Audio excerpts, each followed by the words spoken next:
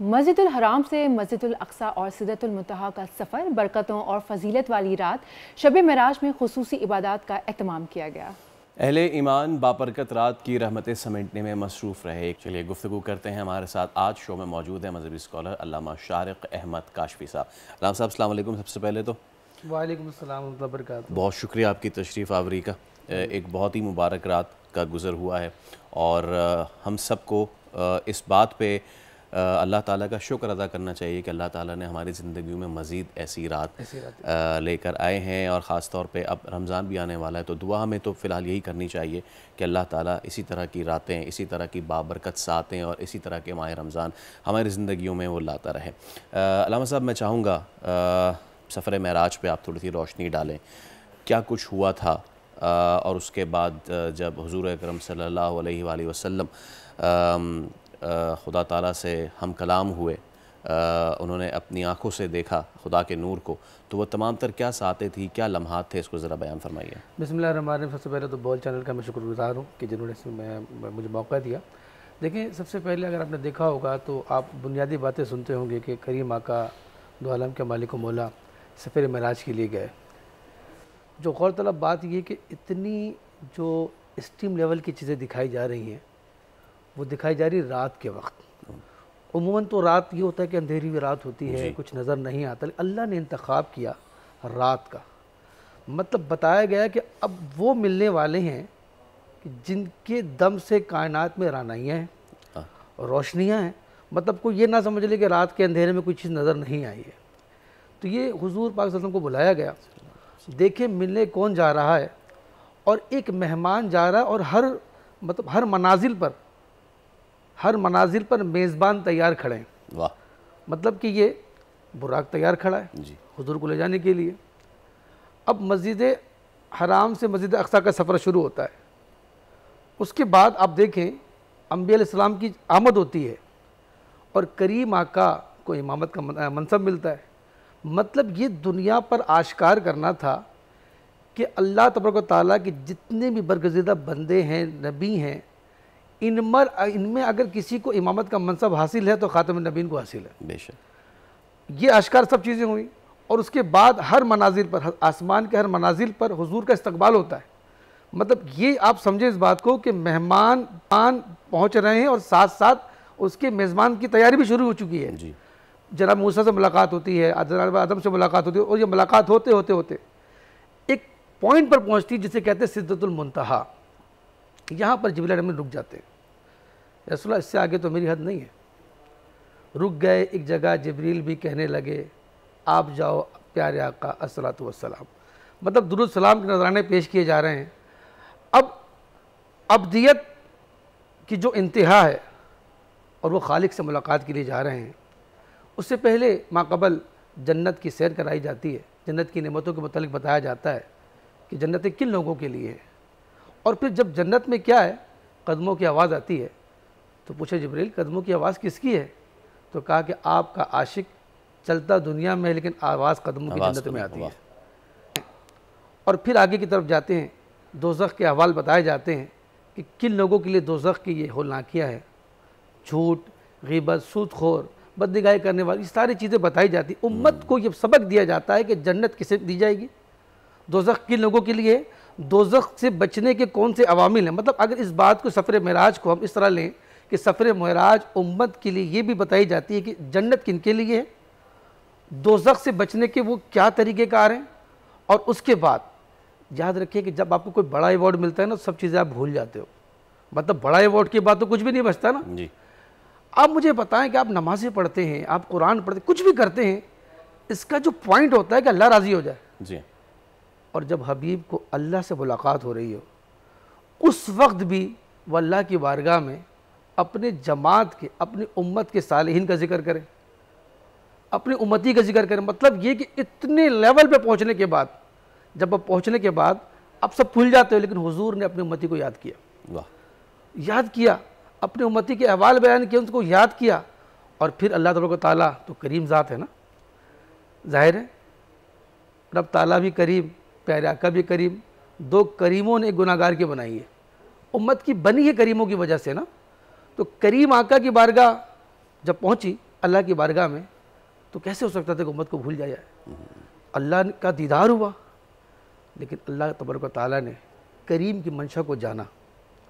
ज़ाहिर है जो नबी मेरा भला करे, मेरी बख्शिशों की दुआ करे, मुझे भूल जाए वो अशर में, मेरे दुश्मनों की ये भूल है। जो करीम आका वहाँ भी पहचानते हैं हमें। तो अल्लाह तबारक व तआला ने न सिर्फ उन्हें अपना दीदार दिया, बल्कि एक तोहफ़ा दिया। दुनिया में सारे तोहफे ज़मीन में मिले जी, लेकिन एक तोहफ़ा नमाज, वो उसको भुलाकर दिया गया। अल्लाह साहब, मैं यही आपसे सवाल करने जा रहा था। आपने कहा कि अपने महबूब को बुलाया गया, अपने आशिक को बुलाया गया और दिखाया गया, वो बॉर्डर लाइन दिखा दी गई कि क्या किया जाएगा तो उम्मत जो है या उम्मती दोज़ख में जाएंगे, क्या करेंगे तो जन्नत में जाएंगे। और ये जो जन्नत में जाने की कुंजी है, उसका तोहफ़ा भी उसी रात को बख्श दिया गया। इसके हवाले से मैं चाहूँगा थोड़ा। देखिए, सबसे पहले समझे कि लोग समझते हैं कि सिर्फ नमाज है ना, मतलब एक बात समझते हैं नमाज 4 लफ्ज़ों का मजमू है। नहीं जी, अगर आप नमाज देखते हो तो नमाज सिर्फ नमाज नहीं बल्कि कैफियत और रमक का नाम है। मतलब एक शख्स है जो खड़ा होता है और कहता है मैं मुजरिम हूँ, हाथ बांध के खड़ा हो जाता है, कहता है कुछ भी नहीं हूँ मैं। अपने आप को इस जो नियाजिम के बाद लेके आता है। नमाज पढ़ने के लिए कुरान पढ़ना ज़रूरी है। मतलब एक डायरेक्टरी तो आप चेक करोगे, एक नमाज है, वो नमाज के लिए खड़ा होता है, आजिज़ बनता है, अपने आप को कहता है कि मैं मुजरिम हूँ, हाथ बांध के खड़ा हो जाता है, और फिर वो कुरान पढ़ता है। फिर कुरान पढ़ने के साथ साथ वो अल्लाह की हम्द सना बयान करता है। हम्द सना बयान करने के बाद, कुरान की आयतें पढ़ने के बाद जब अतहियत में बैठता है तो करीम आका की ज़ात पर दुरूद पाक पढ़ता है। सुभान अल्लाह। फिर दुरूद पाक पढ़ने के बाद अपने वालिदैन के लिए भी दुआ मांगता है। मतलब एक नमाज ने पूरी डायरेक्टिव बता दी कि अगर आप नमाज पढ़ते हो तो सारी चीज़ें इसमें मिल जाती है। लेकिन जो मैं बात बता रहा मकसूद है कि नमाज जो दिया, इस तोहफे में एक राज, एक पॉइंट और छुपा था। वो छुपा ये था कि ज़ाहिर करीम आका ने कहा कि इतनी स्टीम लेवल की चीज़ मिल गई, अल्लाह के यानी कि दीदार हो गया।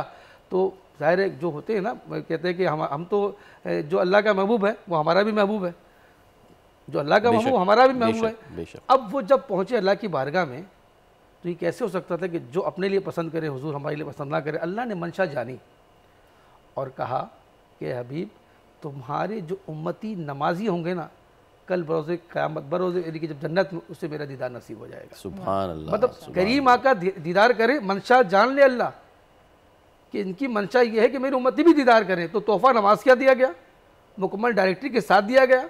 ये पढ़ोगे तो आजिज़ बनोगे, बनोगे तो कारी बनोगे, बनोगे तो मेरे हबीब पर दुरूद पढ़ोगे सारे काम करने के बाद।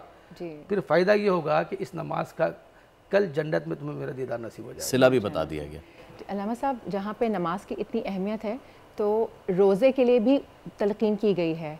मैं चाहूँगी कि आप इसके ऊपर भी रोशनी डालें। कुछ लोग कहते हैं कि सिर्फ शब मेराज वाले दिन का रोज़ा रखना चाहिए और बहुत फजीलत है उसकी, नो डाउट है, लेकिन साथ में ये भी कहा जाता है कि जी एक रोज़ा नहीं रखना, 2 रोज़े रखने चाहिए। मैं चाहूँगी कि आप शब मेराज के दिन के रोज़े की फजीलत बयान करें और साथ में ये भी चीज़ हमें ज़रा वाज़ह करें कि आया ये बात दुरुस्त है कि 2 रोज़े रखने चाहिए या एक भी रोज़ा रख लिया तो ठीक है। ठीक है, देखिए सबसे पहले तो हम समझें कि रोज़ा और फाक़े में फ़र्क क्या है। जी, मतलब रोज़ा तो ठीक है, एक वक्त आप कुछ नहीं खाते हो तो उसको आप रोज़ा काउंट करते हो, लेकिन साथ साथ रोज़े की कुछ लवाज़मात भी हैं। आपने सवाल किया कि एक रोज़ा रखना चाहिए, 2 रोज़ा रखना चाहिए। देखिए, अगर वैसे कोई ख़ास अयाम रातें आ जाएँ तो एक रोज़ा रख लें, कोई मसला नहीं है। ख़ास जो बताया गया 9-10 मुहर्रम के हवाले से बताया गया कि इसके साथ 10 का मुहर्रम का रोज़ा रखा जाए। अगर कोई शख्स आम हालत में, आम ज़िंदगी में कोई रोज़ा रखता है, एक नफिल रोज़ा रखे, अगर वो जुम्मे के दिन रोज़ा रखता है तो उसे चाहिए कि जुम्मे के दिन तना रोज़ा ना रखे, जुमरात के साथ रखे या जुम्मे के साथ हफ्ता मिला ले। तो उसके लिए हुक्म यह है कि एक तना जुम्मे का रोज़ा ना रखा जाए। लेकिन अगर कोई ख़ास अयाम रातें आ रही हैं जो जुम्मे के दिन पड़ रही हैं तो बेहतर यही कि 2-2 रोज़े रख ले। अगर इसके अलावा कोई अयाम ऐसे आए कि जो जुम्मे के अलावा हो तो एक रोज़ा भी रख ले तो कोई मसला नहीं है। जितनी मजबूत जो है कि जितना गुड़ डालेंगे उतना मीठा होगा। मैं दोबारा से ज़रा सफ़र मेराज की बात करना चाहूँगा।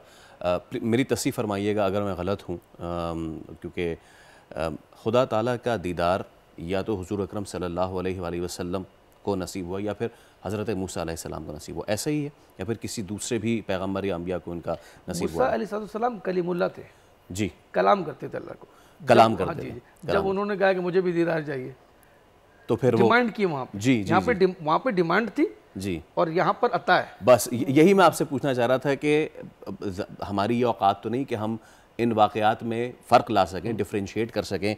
अगर इन दोनों को, क्योंकि कोहे तूर, एक कोहे तूर पे जा रहे हैं और एक सिदरतुल मुंतहा पे जा रहे हैं, मंशा भी एक है, खुदा का एक से कलाम कर रहा है, एक को मुलाकात का शर्फ बख्श रहा है। तो मैं चाहूँगा इन दोनों वाक़यात को ज़रा आप हमें बताएं। और मैं इसको करेक्ट अल्फाज में नहीं कह पा रहा, मेरे जहन में आ रहा है कि अफजल तरीन सफ़र कौन सा है, लेकिन अगर आप मेरा सवाल समझ गए तो उसको फिर मेरा जवाब देखिए। सबसे पहले तो समझे कि हुजूर पाक सल्लल्लाहु अलैहि वसल्लम की ज़ात अक़दस है ना, जिसकी वजह से कायनात बनाई गई जी। ठीक है। अल्लाह तबारक व तआला ने कहा कि अगर मुझे तुम्हें बनाना मकसूद ना तो कायनात भी ना बनाते आप। हुजूर की ज़ात वाला तो वो है। कुछ नबी है कलीमुल्लाह, जिनको जनाब मूसा कलीमुल्लाह है जी, जनाब आदम सफ़ीउल्लाह है, जनाब ईसा रूहुल्लाह है। हुजूर की जो ज़ात मुबारक है, तमाम अम्बिया की जो मौज़ात है ना, कि सरापा मौज़ा है। वाह।